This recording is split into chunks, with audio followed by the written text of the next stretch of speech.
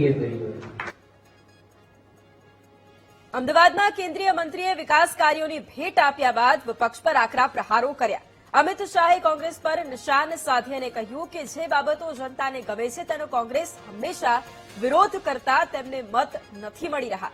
પાકિસ્તાન પર surgical strike, Bangladeshi ઘૂસણખોરોને હટાવવા, કાશીનું નવું મંદિર બનાવવા, કલમ 370 હટાવવા જેવા અનેક મુદ્દાઓનો વિરોધ કોંગ્રેસ પાર્ટીએ કર્યો છે, જેથી તેમને સતત હાર મળી રહી છે. વધુમાં કહ્યું કે 2029માં પણ મોદી જ પ્રધાનમંત્રી બનશે. પાકિસ્તાન પર સર્જિકલ સ્ટ્રાઇક કરીએ, વિરોધ કરો. એર સ્ટ્રાઇક કરાવીએ, વિરોધ કરો. બાંગ્લાદેશી ઘુસપેઠિયા ભગાઈએ, વિરોધ કરો. કાશીનું મંદિર નવું બનાવીએ, વિરોધ કરો. 370મી કલમ હટાવીએ, વિરોધ કરો.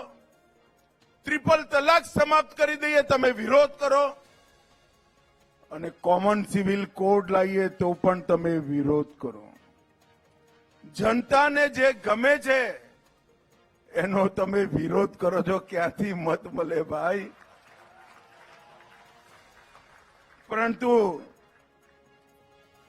રાહુલ બાબાને સમજાવવાની ક્ષમતા મારી એ નથી.